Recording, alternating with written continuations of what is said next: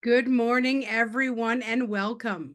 Today's webinar title is Behind the Label, Unpacking Sustainable Beef Crops and the Environmental, Social, and Governance ESG Lens. This webinar is part of the public education series sponsored by UFA Cooperative Limited. My name is Brandy Yanchik, and I'm an independent journalist and documentary filmmaker based in Edmonton, Alberta, in the Treaty 6 territory. I like to acknowledge the diverse Indigenous peoples whose ancestors' footprints have marked this territory for centuries, such as Nahayao, Cree, Dene, Anishinaabe, Saulteaux, Nakota Ishka, Nakota Sioux, and Nisitapi, Blackfoot peoples. I also acknowledge this as the Métis homeland and the home of one of the largest communities of Inuit south of the 60th parallel. Before I introduce today's panelists, I have a couple of quick housekeeping items. If you're having difficulties hearing the webinar today or are experiencing an unreliable internet signal, you can always use the call-in number in your webinar registration email or click the arrow next to the microphone icon and press switch to phone audio.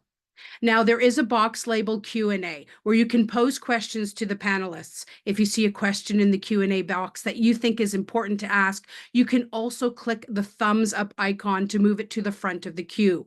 We will also have a couple of poll questions for you. Today's event will consist of presentations by our panelists, followed by questions and answer sessions after each presentation. After the three presentations and question and answer sessions, we will move on to a panel discussion. Please be aware that this event is being recorded. The recording will be uploaded to YouTube, and you will receive the link in an email and a post-event survey. We will also take clips from the video and post those on social media. We hope that today's event promotes more discussion with diverse participants.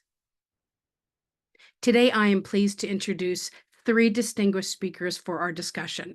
All of the speakers are experts in their respective fields. Following their presentations, they will do a Q&A session and panel discussion to provide further clarity and answer your questions. Our first speaker is Selene Munro. She is the Director of Sustainability at UFA Cooperative Limited.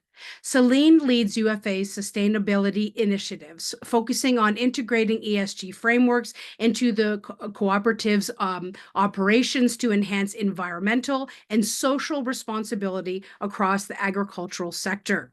And our second speaker is Kara Barnes. She is the Director of Science and Programs at the Canadian Roundtable for Sustainable Beef, CRSB. Kara leads the technical components of CRSB's certification, overseeing projects and programs promoting sustainable beef industry practices. And our third speaker is Susie Miller. She is the Executive Director of the Canadian Roundtable for Sustainable Crops, CRSC, with over 30 years of experience across agriculture and agri-food Canada, the Saskatchewan government, and various industry associations. Susie directs CRSC's efforts in promoting sustainable crop production through policy and industry collaboration. Wow, what great speakers. Welcome. Before we begin Celine's presentation, we have a poll question for the audience. Which of the following ESG factors should agricultural companies and associations prioritize over the next 5 years? Environmental sustainability, like greenhouse gas emissions, soil health, biodiversity, or social responsibility, like employee well-being, safety, human rights, or governance, like transparency, ethical leadership, shareholder rights, or financial, profitability, efficiencies, quality, yields, or all of the above. You now have 30 seconds to answer the poll, after which we will display the results.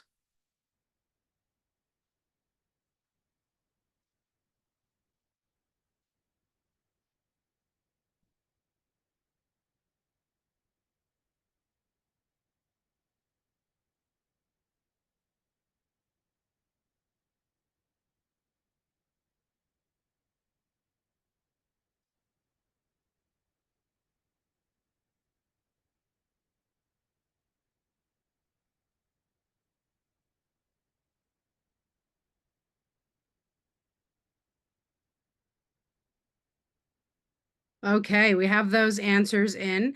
Considering the timeline for the next 5 years, the poll results show that 32% of participants said that agricultural companies and associations should prioritize environmental sustainability. 5% of participants think that social responsibility should be prioritized. 5% of participants chose governance as a top priority. 18% of participants said financial aspects should be prioritized. 41% of participants believe that all of the above mentioned options should be prioritized. And the answer to the poll question is 5, all of the above. And you're going to learn more about it in today's discussion. I will now invite Selene to start the discussion. As you listen to her presentation, please consider some questions you'd like her to answer, and please put them in the Q&A box. In your question, please tell us a little bit about yourself, tell us your name, your location, and your profession. Thank you, Selene. Thank you, Brandy, and thank you to the Simpson Center for having me here today. Just going to pull up the presentation here. And just, can I get a confirmation that the presentation can be seen? It can. Thank you, Brandy. So today I'm going to talk more generally about ESG.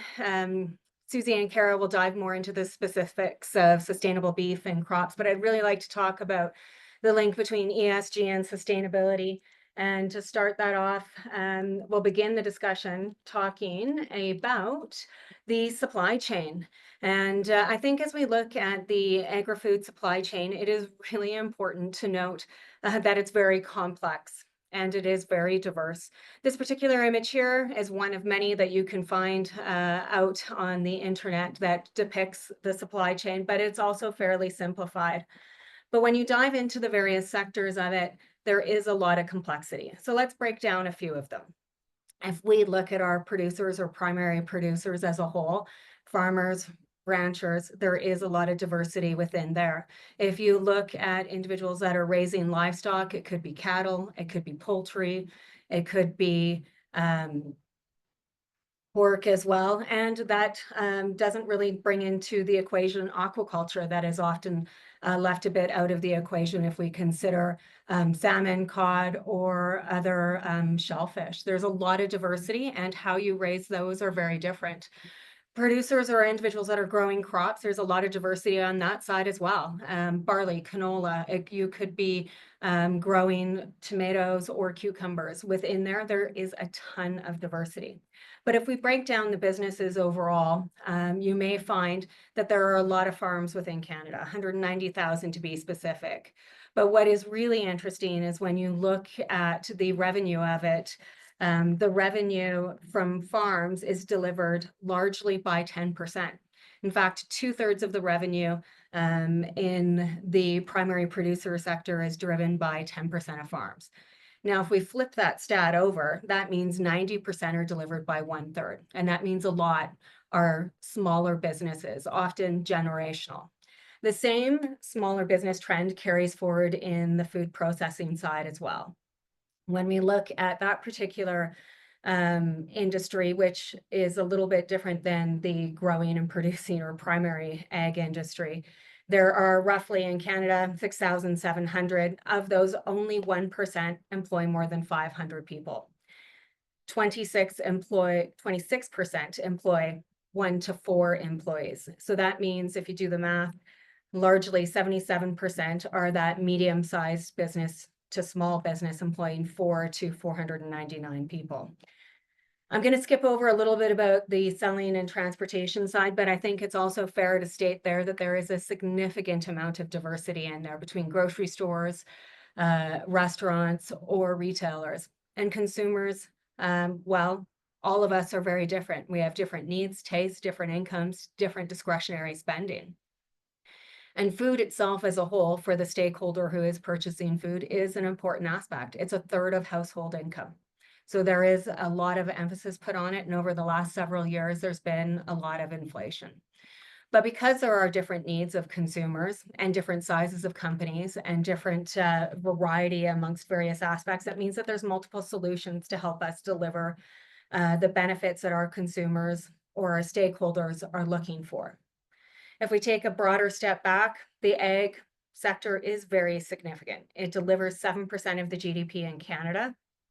In addition to that, employs 1 in 9 individuals, and it is a significant exporter. Overall, Canada exports 60% in the agri-food sector, and the largest stakeholders that we trade between are the US as well as China. So when we look at this, it's complex. There's multiple stakeholders, many of which are very small, and where you are on the supply chain is going to provide a different perspective. But I think it's also really important to note that there's multiple solutions and multiple needs that need to be met. Now, I'm going to switch topics a little bit. I'll come back to the food supply chain or the supply chain as a whole in more detail. But before I jump off this slide, I will highlight there's lots of other aspects that aren't considered here, like associations, in this simplified version of the image. Let's talk a little bit about ESG and sustainability. Often we hear ESG and sustainability used interchangeably, but in many aspects, they really aren't the same. I would argue that ESG is really a framework, and it is a framework for reporting. It's an approach that's becoming more and more accepted globally. Many countries are accepting or mandating that organizations within their country meet the International Sustainability Standards Board's reporting metrics on S1 and S2. And because of that, there is an increased requirement for organizations that are much smaller or medium size to understand the impacts of that, begin to prepare for what may be additional reporting requirements. So as a whole, I call that the trickle-down effect. So understanding those changes and understanding those needs. But one of the benefits of the ESG frameworks that are being adopted and quickly globalized is the fact that it provides a consistent structure to share information. And the information that is shared by most organizations ultimately is the information that is material or important to that organization or their end stakeholders to ultimately help them make the necessary decisions. And they're sharing information on their risk strategy, sharing how they're going to move forward, and they're sharing the progress that they've made and the results they've achieved. But overall, the end output is simply a report. It's the content of that ends up being the most important, and that is the sustainable initiatives that are being talked about. Fundamentally, at its core, sustainability is simply a benefit that is achieved from a program or initiative. And that program or initiative could be something under an E, S, or G pillar. But there is consistency, and the consistency is that it's focused on good management practices and stewardship. Sustainability has been around a long time. Those in the agricultural sector know that. They know that our farmers, ranchers, and producers are good stewards of the land and have been, and there's a lot of practices that have been in place. But what we need to do is really share a bit of that story, and that story on the sustainable benefits usually focuses on maintaining or preserving, improving or optimizing, or even at times mitigating or minimizing potential damages or impacts, or in some cases, it might be maximizing. It really is seeking to strive that balance between social and environmental benefits while managing the fiscal responsibilities of the business or even your household if you're making decisions that way. But sustainability should last over time and over generations. So essentially, the ESG is fundamentally a framework that we're reporting within and sharing the sustainable benefits that are achieved. Now, there are lots of sustainable benefits that can be achieved that fall underneath these programs.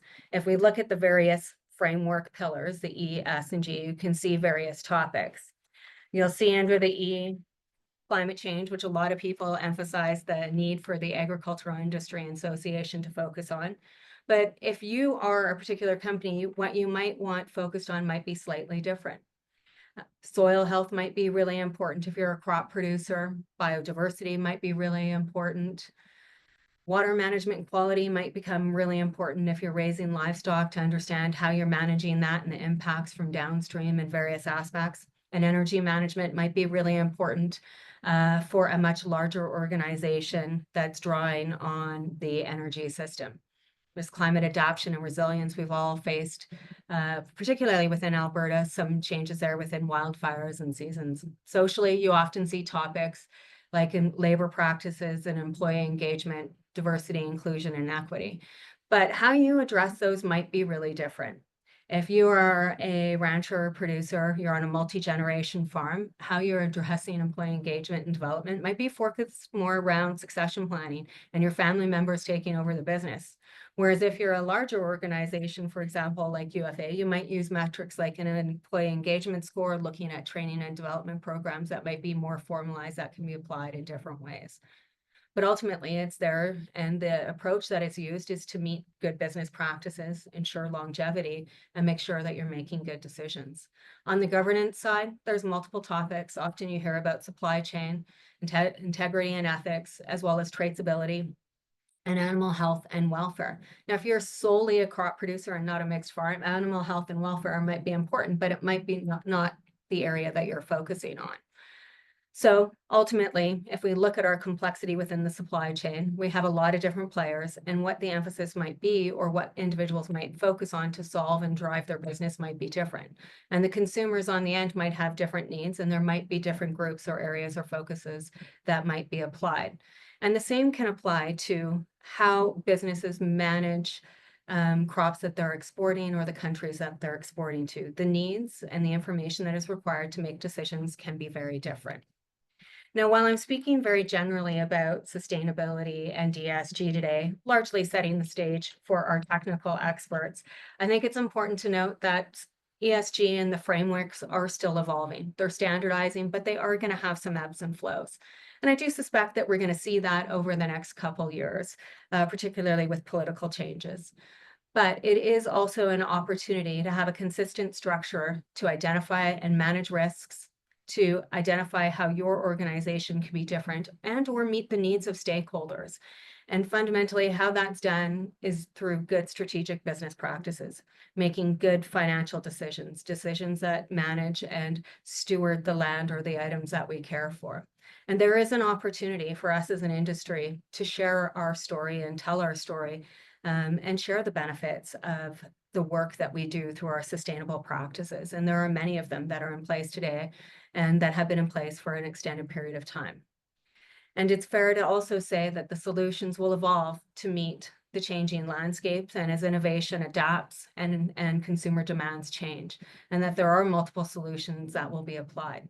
And this applies to the foods that we eat. It applies to how we consume information, get information, and how we apply that to the decisions that we make within our households and within businesses. Thank you, Brandy. I'll hand it over to our technical experts to talk about sustainable beef and crops. Thank you so much, Selene, for the excellent presentation. Now we will move to the question and answer session. First, we will check to see if our audience has any questions for us. Oh, we have one that's come here. And please remember to send us questions. Tell us about yourself and your location.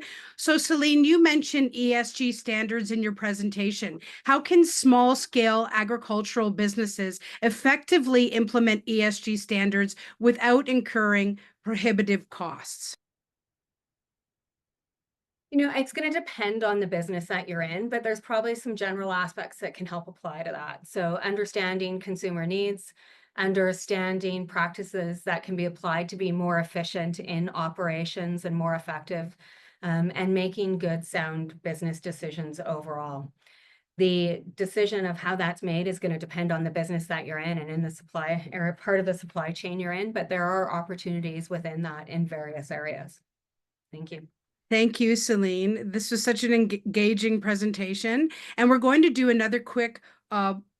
Oh, we have one more. Hold on. We have how are global ESG trends and reporting standards influencing local agricultural practices, and what steps can businesses take to ensure compliance while staying adaptable to future changes? A little bit about maybe what we're doing, because I think I think it translates well to this question, if that's okay. So right now we are seeing changes in sustainability and ESG, and certainly ebbs and flows. Right now we're waiting for the Canadian Sustainability Standard Boards to release their final recommendation after their consultation period. So as organizations are adapting, it is important to be aware to what's going on within the requirements to report and understand where risks might come into play and how to adapt that. So, for example, we at UFA look at our various pillars. We've just undergone some research and engaging with stakeholders to understand what's important to them. And now that we've understood some greater areas of emphasis, we're going to work on developing some additional programs and areas. So we're working to understand the needs and then work on applying them. And that might be in areas, for example, of waste management. It might be advocating on areas of emissions or carbon intensity and various aspects there. So I think there's lots of ways that that can be applied. I hope that answers the question. Thank you so much, Selene. Okay, we have another one for you. I love when these come in. Okay. But please, when you send in your questions, tell us your name and where you're from. This one says, are you aware of the term true cost accounting? If so, could you comment on it, please? I'm actually not an accountant by trade. I am actually an HR professional, believe it or not, with lots of experience in there. I am aware of it, but I will not do it justice to answer on true cost accounting. I can say that it does create some challenges in providing the average cost in those, but I'll leave it to an expert in the accounting area to answer that, and that's not me. Okay, thank you very much. We're going to move on to the quick poll question before we hear from our next speaker, Kara. So you're going to have 30 seconds to answer the poll. And the poll question is, which of the following best describes a key approach to sustainable beef production? 1, sustainable beef production prioritizes producing the largest number of cattle. 2, sustainable beef production emphasizes best management practices that reduce negative environmental impacts, enhance animal welfare and cost effectiveness to create a more resilient agricultural system. 3, sustainable beef production primarily seeks to reduce costs by minimizing animal care requirements. 4, sustainable beef production avoids certifications and labeling standards to keep prices low for consumers. And you have 30 seconds.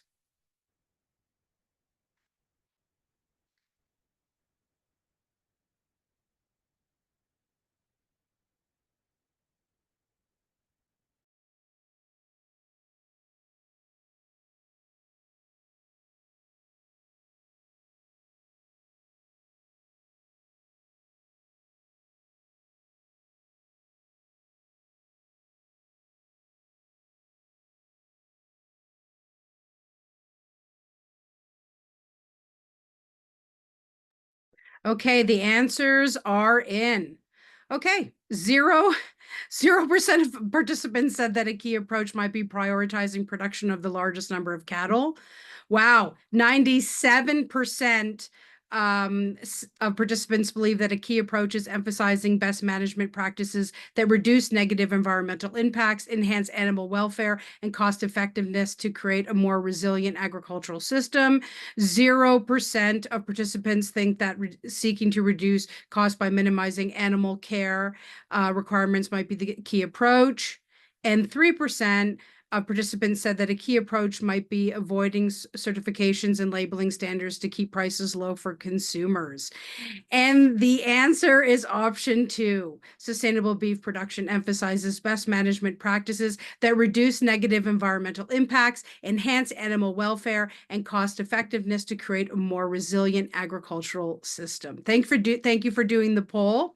And I'm now going to invite Kara to do her presentation. And please remember, we love to hear from you. So type your questions in the Q&A box. Don't forget to tell us your name and a bit about yourself, such as your location and your profession. Thank you, Kara.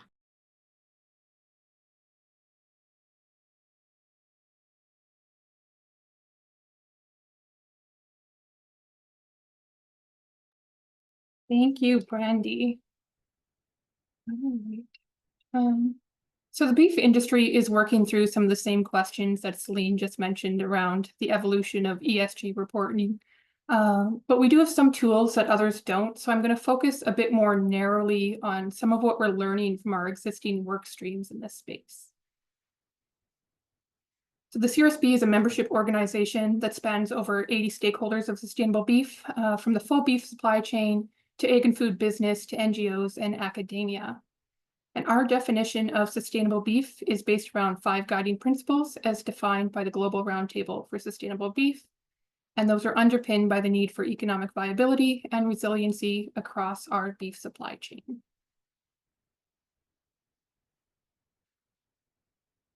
One of our key work streams is our National Beef Sustainability Assessment. The NBSA is a comprehensive scientific evaluation of the sustainability performance of the Canadian beef value chain from environmental, social, and economic perspectives. While the metrics of the NBSA are not intended for on-pack labeling, they are key tools supporting our members' communications, marketing, policy, research, and advocacy work by highlighting where the industry is doing well and identifying opportunities for continued improvement.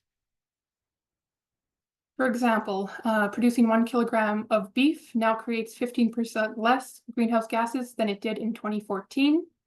And land use for beef production contributes the majority of critical habitat that wildlife need for reproduction and to raise their young and to find food when we consider all of Canada's crop and pasture land.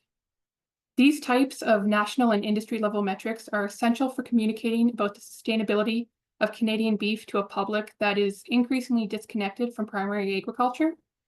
But what we found as the ESG conversation has rapidly evolved is that corporations with ESG reporting requirements are asking for more granular data, specifically for their Scope 3 reporting needs, in order to make and report their own individual impact claims.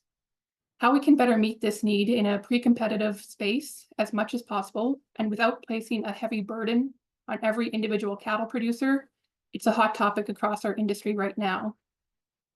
One method or tool that can collect and verify data at an individual level is certification. CRSB operates a voluntary operation-level third-party certification program called CRSB Certified to provide credible assurances for the production, processing, and sourcing of beef through certified supply chains in Canada. Launched in December of 2017, CRSB Certified is only approaching 7 years old, but has already faced pressures to evolve and respond to the needs of processing, retail, and food service companies in meeting new and emerging ESG reporting requirements and claims. While not an immediate solution for the beef industry, the inherent and rigorous structure of a certification program around data reporting and verification make it an opportunity worth considering as one way to meet some of these emerging requirements. And this is a huge oversimplification, but most certification programs have the same key components: identifying what's being certified, which we call our standards, rules for the verification process, which are our assurance protocols, rules for traceability, which we address through chain of custody requirements, and then detailing the claims that can be made as a result of all those assurances. There's choice and variability in how each program structures itself, but those that are or will eventually seek recognition and broad public acceptance are developed and operate in accordance with international best practices or their corresponding domestic counterparts. CRSB Certified was created and operates in line with ISO requirements related to certifying products and managing certification systems, and strives to adhere to the ICO Code of Good Practice and credibility principles, as well as all relevant Canadian laws and regulations. CRSB Certified is structured to meet 3 objectives: to certify farms, ranches, and primary processing facilities for their sustainability performance by a third-party on-site certification audit, to assist retail and food service sectors in meeting their sustainable sourcing goals, and to provide assurances to consumers about sustainable beef production through a credible certification mark and claim. So if we focus now a little bit more on the consumer, CRSB also conducts consumer research, both about sustainability of the beef industry in general and about our certification program approximately every 2 years. Our last round of research was conducted earlier this summer. And the results from that study, which is around Canadians' impressions of sustainability and labeling, from a survey conducted by Abacus Data, tells us that the price of beef is the most important factor impacting consumer purchasing decisions, as you can see in the large green bar in this figure. So if we just sort of accept that as a reasonable fact, we can still learn a fair bit about consumer attitudes and behaviors, even though it might not translate at the register in purchasing decisions when we look at consumer research. Right. We do know that sustainability has remained an important aspect for most people, but it is less of a priority with the rising cost of living in most areas. Despite concerns about price, though, about half of Canadian consumers have indicated willingness to pay up to 10% price increase for beef with a sustainability certification. And roughly a quarter say they'd be willing to pay between 11 to 20% more, attitudes which are unchanged from the results we saw 2 years earlier in 2022.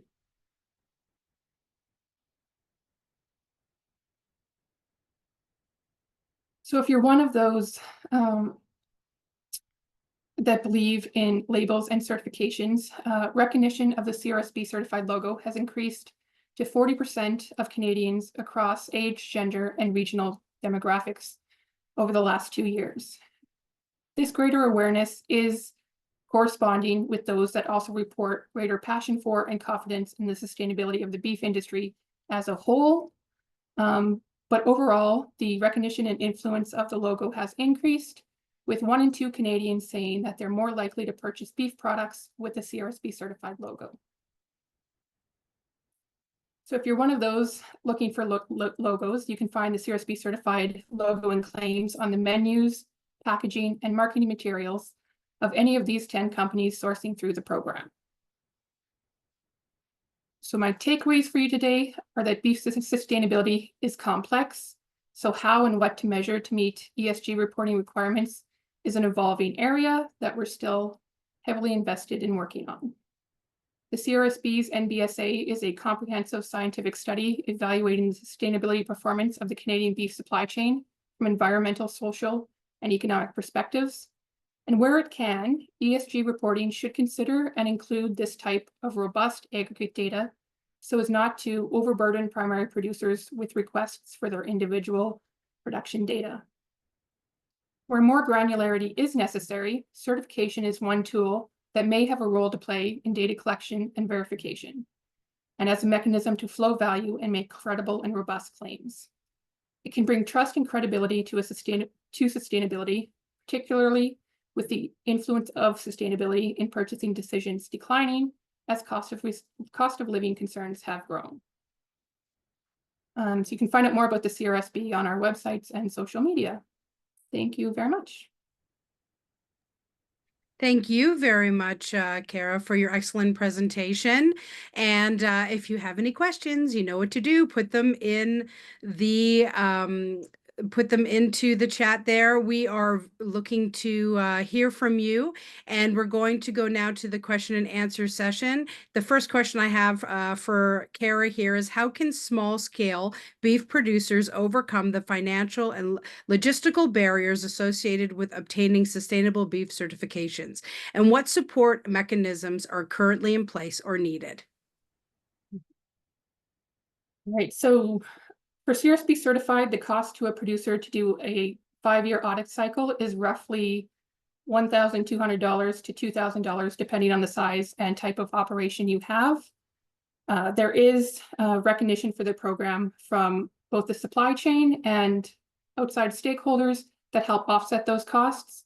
Farm Credit Canada recognizes and will provide producers with up to $2,000 a year if they're CRSB certified and get or maintain certification. Cargill and their supply chain provides roughly $20 a head for animals that make it from the producer through the fully certified supply chain.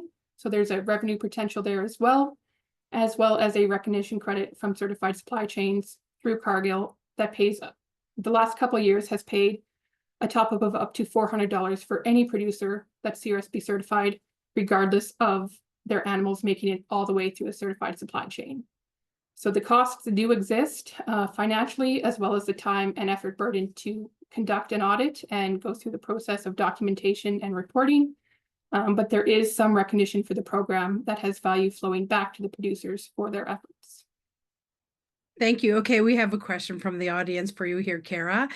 They didn't give us their name, so send us your name and your location and your profession if you feel comfortable doing that when you send in your question. This one is, does your organization have an assessment as to the environment's carrying capacity for beef production? In other words, is there a limit to the amount of beef that can be produced sustainably? Do you have a number? I do not have a number. But the metrics in the NBSA do indicate where we are in terms of our improving our sustainability progress. We do know that things like our greenhouse gas production intensity has declined over time. We've increased our environmental performance in water use and other areas as well. As we continue to make progress in sustainability, the capacity of land to hold those animals will grow, as well as increased efficiency in productions to generate more beef from those animals. Okay, we have another question for you, Kara. This is from Tatenda from the Simpson Center in Calgary. Tatenda says, what % of the beef market is raised sustainably? We believe that the entire Canadian beef industry is sustainable. Again, based on our NBSA, that is an assessment of the entire industry. We have some regional Eastern and Western breakouts, but as a whole, Canadian beef is sustainably produced. Okay, thank you so much, Kara, for your excellent presentation. And what we're going to do now is we are going to move on to the next quick poll question before we hear from our next speaker, Susie. And oh, hold on, one more. I'm sorry, Kara. We're going to come back to you. Sorry, Kara. Anonymous person asked, how often do you need to renew the certification? The on-site audit occurs every 5 years. In the intervening years, there is less rigorous either desk audits or self-reporting that's required as part of a 5-year cycle. Wonderful. Well, thank you for sending in these questions. Sorry, it came in a little bit late, but okay, we're going to move on to this quick poll question before we hear from our next speaker, Susie. You're going to have 30 seconds to answer the poll. And the poll question is, which of the following farm practices would increase the sustainability performance the most in Alberta? 1, switching to organic farming. 2, reducing soil erosion through practices like cover cropping and conservation tillage. 3, not using any fertilizer. Or 4, growing the same crop year after year. And you have 30 seconds.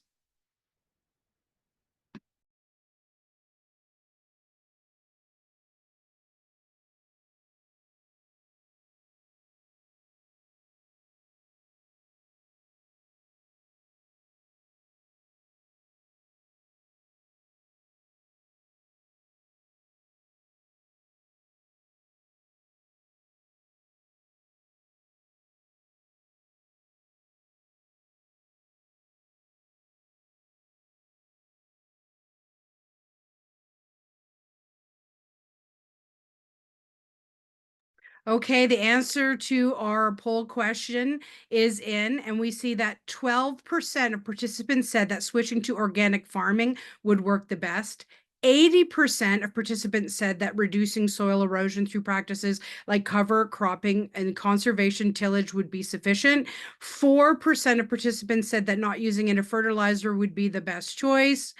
And also 4% of participants said that growing the same crop year after year would be the best option.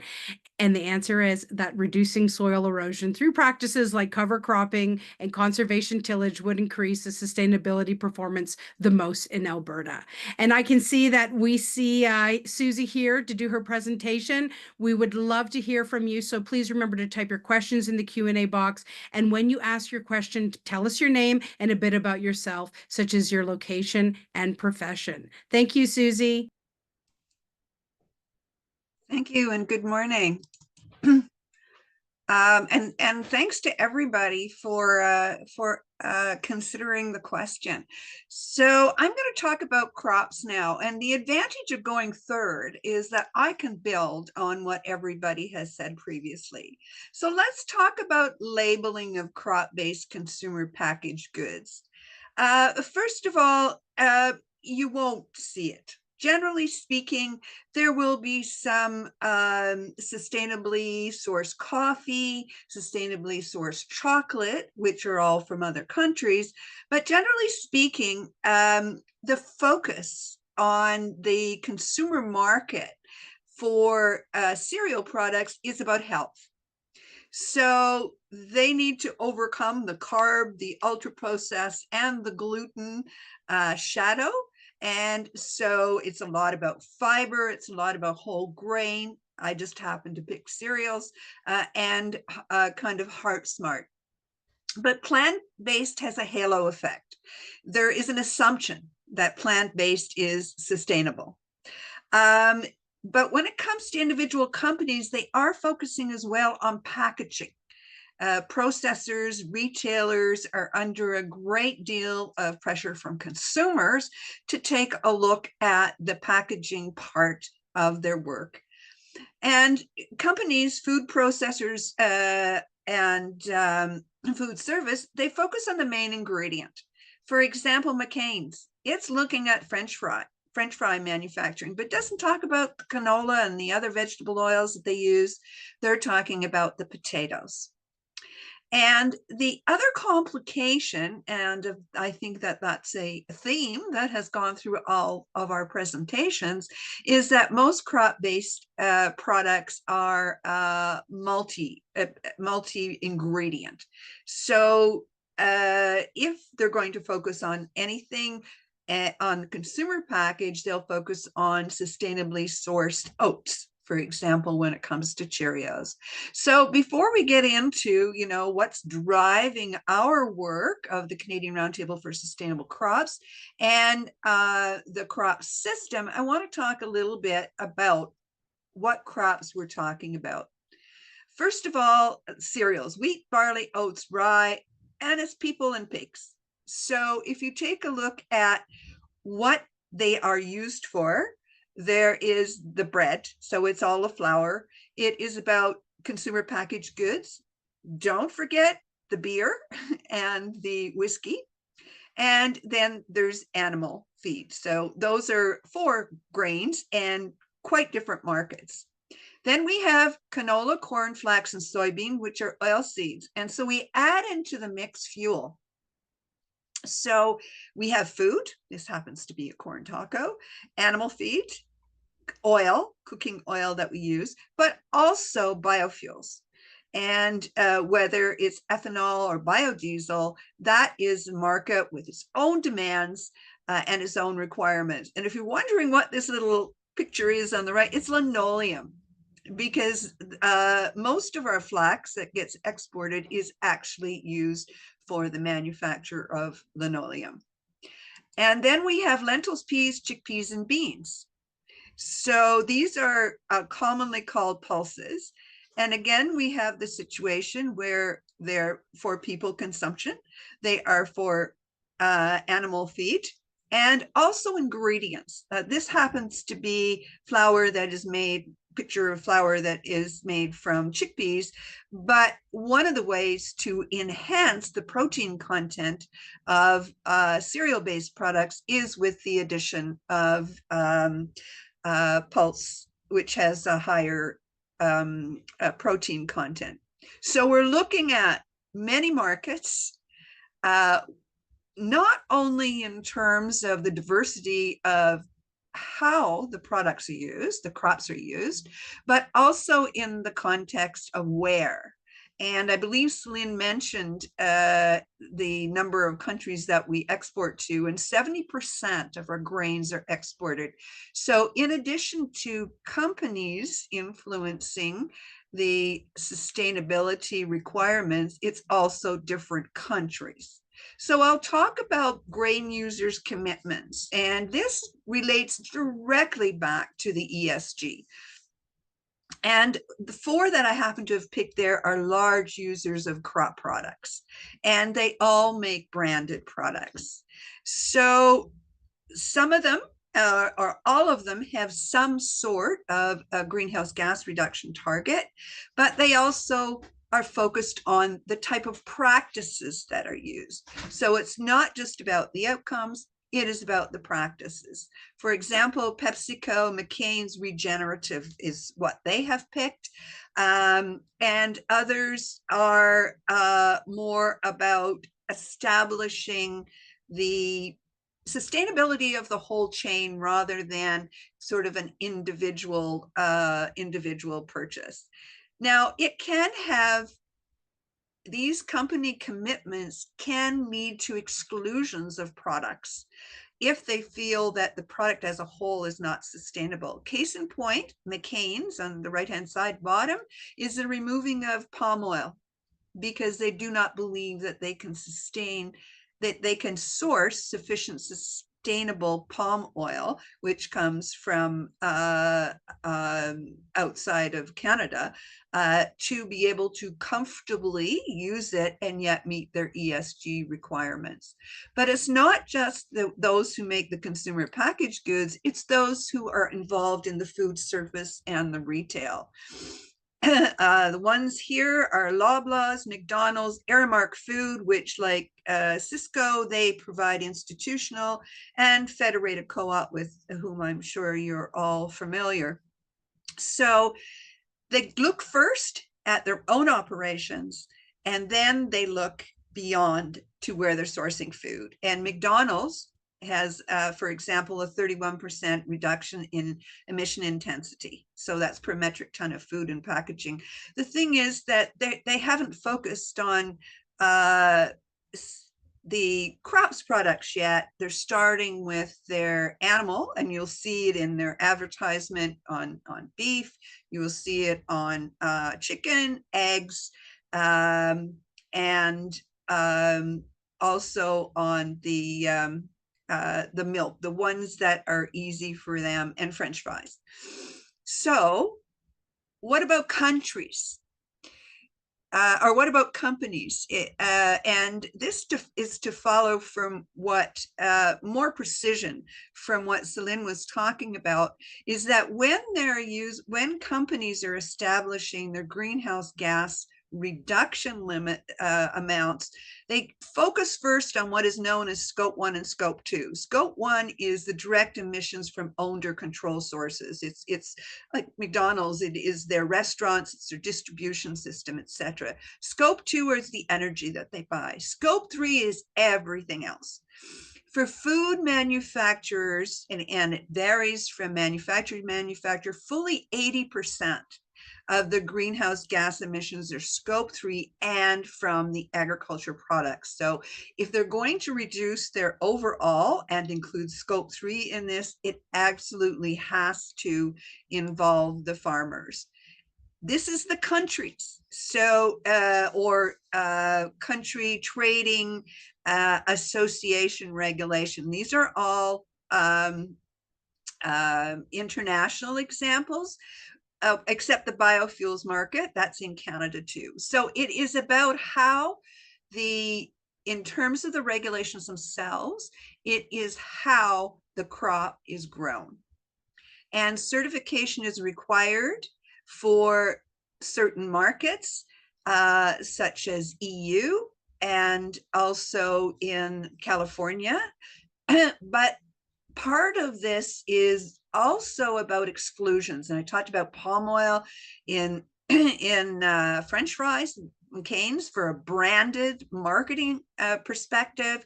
But in Europe, they're phasing out palm oil for their biofuels because they do not believe it's sustainable. And in the US, they just introduced limits on non-recycled oil. So what they want are recycled oil and not from new crops. Animal feed, the US has had required certification for years. It's largely driven, but not entirely, from soy from the Amazon basis.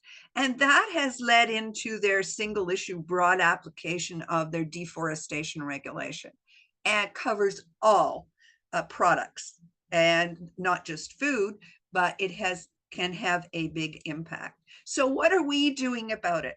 With the complexity, with the separate markets, we look twice at establishing a certification process, and a voluntary that would give everybody a leg up. We couldn't get there. But at the same time, we were doing what Cara referred to in her situation as the Canadian Beef Sustainability Assessment. We have also done a Canadian Grain Sustainability Assessment. It is quite complex. It is quite detailed, and we focus on social responsibility, those types of things that Selene talked about, the environmental responsibility, environmental sustainability, but we also look at economic viability. All three of these are part of the international standards, that some of which I referred to, that have been set up by the customers. And on the financial viability, it is about the security of supply, and it's also about the welfare of the individual farmer farm operation. And it's what Kara, in her case, indicated, that it underlines everything. So to do this, we have conducted a fair amount of research. From earlier, you could see in ESG how important GHG emissions is. So we have the GHG emissions of 10 major crops. The ones that I listed initially, excluding chickpeas, beans, and rye, because they're smaller based. But also, when we report on three things. One is the aggregate outcomes, like GHG emissions, soil carbon sequestration, all of those things that demonstrate the results of the action. But we also focus on aggregate practices, or the, how would I say it? It's the level of adoption of practices. So if, for example, soil testing is something that is required in one of the international certification systems, we want to be able to demonstrate that even if all of our farmers aren't certified, we're still meeting the standards. So there are surveys done by Statistics Canada every 5 years, and we know that 87% of farmers test their soil, 97% of farmers rotate their crops. And we have all of this information. Generally it's for the whole farm, but once in a while it is for the individual crop. So our metrics platform is our mechanism to provide information to the full supply chain and the public as well, that addresses all of these questions, or tries to, that comes up. But we also, when we talked about trying to have a certification system, we ended up with a series of practices, in the same way as the CRSB certification is based on practices. But what we have done is we have picked those sustainable practices as a mechanism, an easier way of explaining how we farm, but not only the practices we adopt, but as I mentioned, the frequency of adoption of those practices. Is it common? Is it not? And then making that connection between the practices and the sustainability outcome. Because what we're trying to do is to provide an assessment of where the system is as a whole by crop, and also make the case that, as Kara indicated, all crop production, or crop production writ large in Canada, is sustainable. So these are the types of things that are in our foundations of sustainable crop production. Those practices improve nutrient and soil management, seed variety and crop health, water and biodiversity. So those areas that Selene mentioned in terms of ESG interest. We also wanted to focus on the social and the health and wellness, and that is of the farmer as well as of the farm families, or anybody else who works on the farm itself. So we did develop some practices, but we need to address that in a different way, because it's very challenging to be able to measure the adoption and the outcomes of those practices. So for more information, lots available. Please contact me, and thank you so much. Thank you so much. We have two questions for you, Susie. So the first one is from Dr. Judy, Air Quality Lead from WSP. And the question is, how do sustainable agricultural practices for beef and crops guided by ESG principles influence the emissions and air quality in enclosed environments like food processing facilities, storage warehouses, or even urban supermarkets? Are there strategies to mitigate indoor air pollutants associated with these supply chains? That is a tough question. Very Okay. interesting one. I guess from the perspective of the work that we do, we tend to focus on the farm because that is where there are the most amount of small operations. As Selene indicated, 160,000. I don't know how many grow crops, but over 100,000 sell crops in some form. And we focus on the health aspect of it in terms of the practices on farm, but we don't go into the processing and in the retail area. So I'll turn it over to Kara because I'm sure she has something. Kara, do you want to touch this one?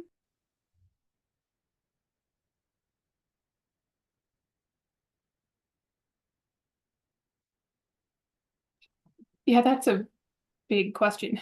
Other strategies.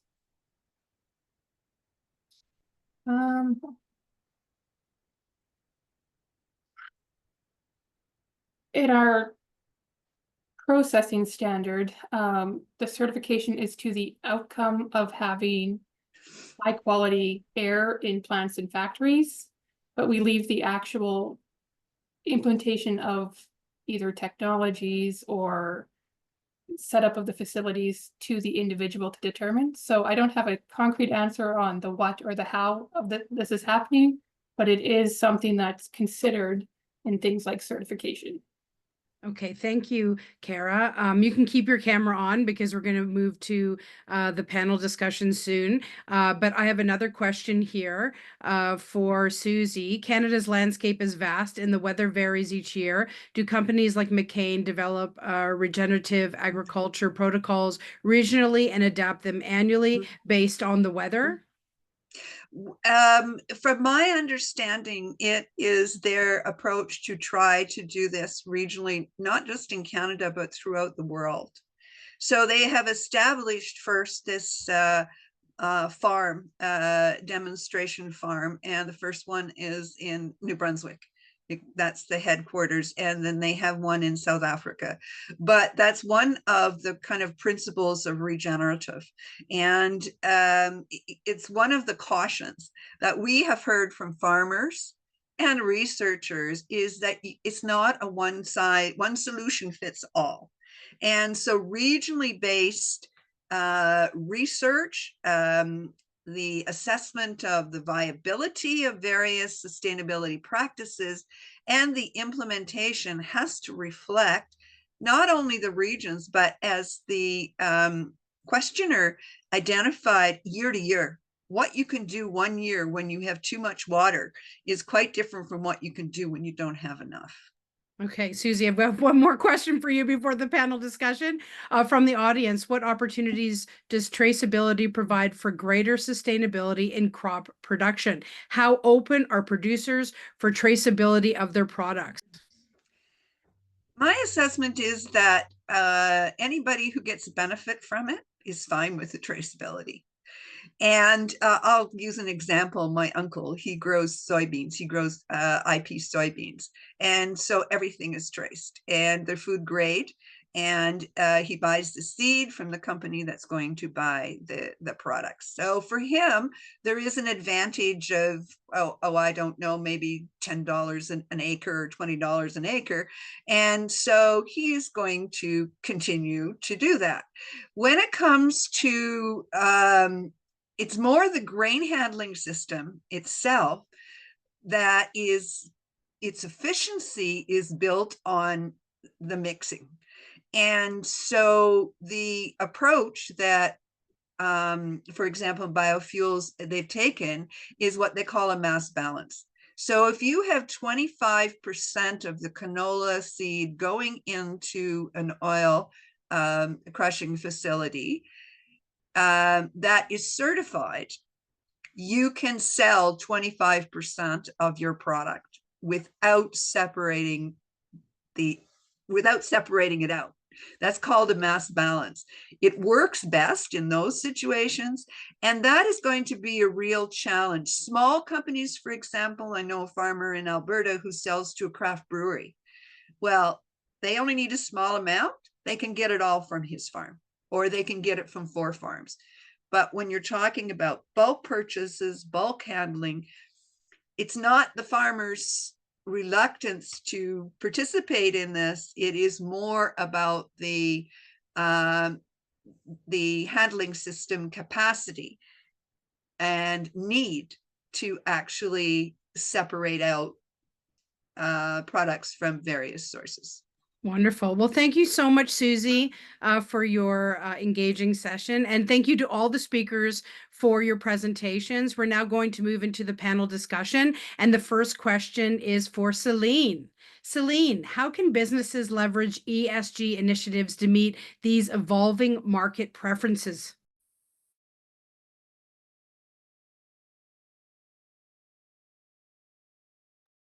Thanks, Brandy. How can businesses leverage ESG to meet evolving practices? Is that the question as a whole? Yeah, Evolving market preferences.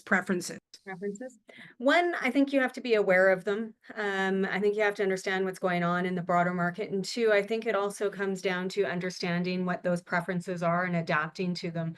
And sometimes that'll come down to testing elements and also looking at the trends and the uptake of things that are being accepted or that consumers are willing to pay for or individuals are within your supply chain. And then scaling accordingly to manage and drive your business to be the most profitable as possible.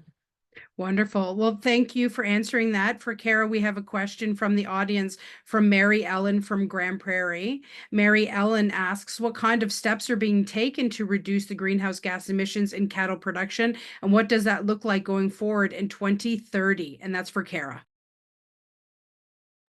All right. So as an industry, we have achieved a 15% reduction in greenhouse gas emissions from 2014 to 2021.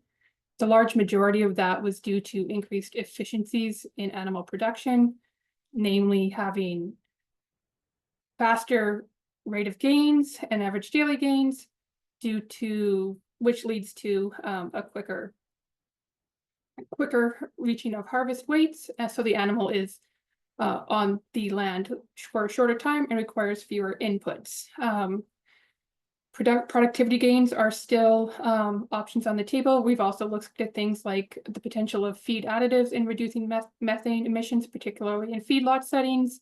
And a lot of research and investigation is going into identifying other best practices and figuring out the economic costs of implementing those practices to encourage broader adoption across Canada. Okay, thank you, Kara. Now, here's a question for you, Susie. How does sustainable crop production contribute to ecosystem services like wildlife habitat preservation or carbon sequestration? Okay, the poll question, which almost everybody answered correctly, was about tillage. And Alberta and Saskatchewan are world leaders, and I mean world, not just in Canada, of the adoption of conservation tillage, which sequesters and preserves carbon in the soil. So that is a greenhouse gas reduction. When it comes to biodiversity, the cattle guys have it way ahead of us. And Kara identified that in, her presentation about the contribution that grassland makes to species. But there's percentages left in there, and those ones are provided by the crop farmers and also the other non-farmed land that is on the farm, and they do provide feed, more feed than reproductive habitat, But also the many of the crop farms include, they can have some wetland in there, they can have some forest, or and also other natural and semi-natural habitat that contributes to the wildlife. Okay, so I have a question that I want all three of you to answer, please. We're going to start with Selene, then we're going to go to Kara, then we're going to go to Susie. And the question is, what are your thoughts on sustainable labeling? Do you think the market potential for such labeling and the regulatory environment encourages adopting sustainable practices? Please start, Selene.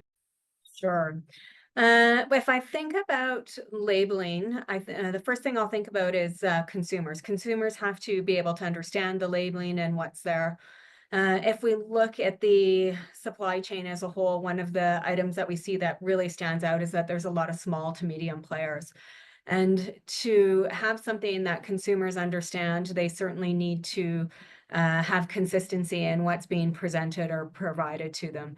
So there is either opportunity in labeling to be streamlined, and there's a couple different ways that could happen. That could happen through associations or collaboration by the industry itself, or it can be done from a regulatory aspect.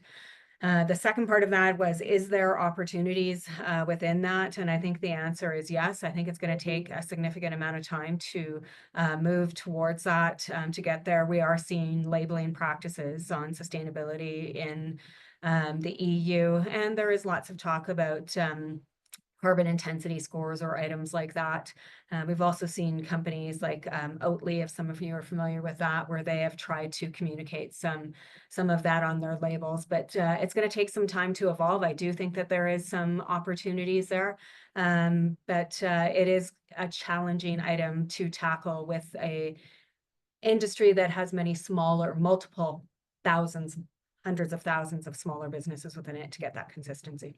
Okay, and over to you, Kara. What are your thoughts on sustainable labeling? Do you think the market potential for such labeling and the regulatory environment encourages adopting sustainable practices?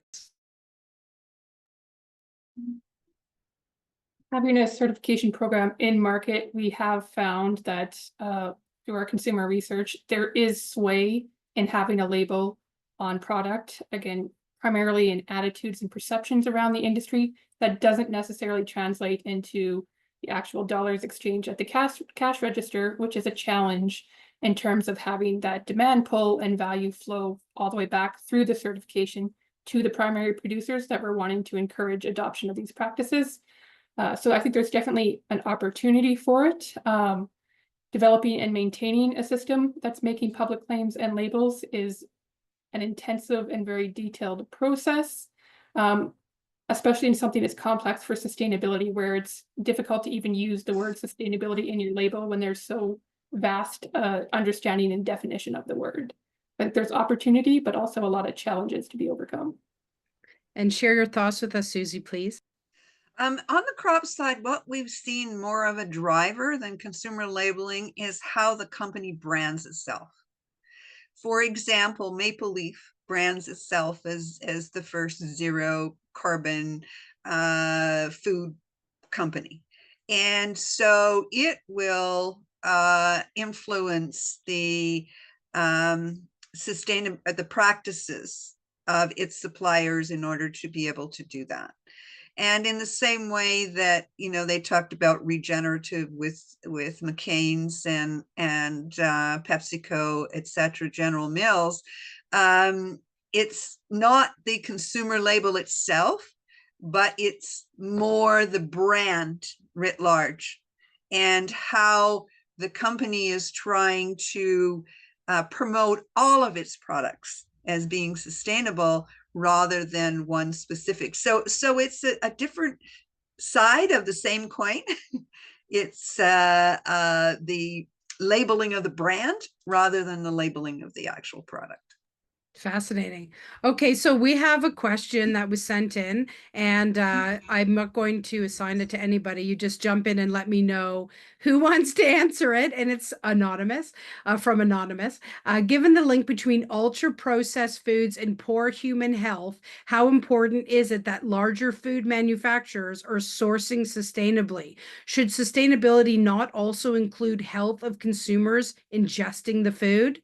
Again, given the link between ultra-processed foods and poor human health, how important is it that larger food manufacturers are sourcing sustainably? Should sustainability not also include health of consumers ingesting the food? Who wants to jump in on this? I can, because that's one of the challenges that consumer packaged goods that use a lot of grain products are facing. And so what they're trying to do is focus on the issue. The issue is ultra processed equals unhealthy. So what they're trying to do is to change their formulation or establish that even if it's ultra processed, it is actually healthy. So I don't see, I understand the point of view, and I think it's a great one, defining what health is. But I think that's where they're going to continue to make the adjustment. Does anybody else want to comment on this? We have one more question coming from the crowd. Okay.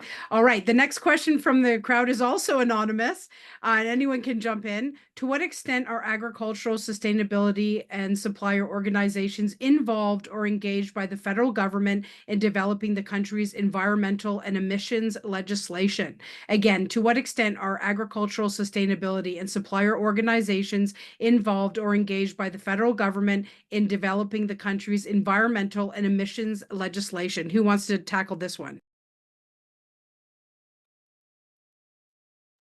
I'll speak to it maybe as a start to kick it off. I think if you think back to some of the regulations that have been put out over the last while, there has been a misstep by government in reaching out to engage. And I'm specifically referring to the fertilizer emissions reduction legislation that came out and the requirements there. There are organizations that are seeking to respond to this, to educate federally as well as provincially, and share that perspective, as well as various associations and some of those challenges. So there is a need and a desire for organizations to participate in that and to educate. UFA, for example, does have a government relations role. We work to engage with the government to educate and inform where we believe that there's challenges. And there's many other organizations and associations that do similar aspects, but there have been significant missed opportunities, or even if those have occurred at times, the voice of the agricultural producer or the supply chain isn't always heard. I will concur with Selene. I think that there have been some semi-success stories.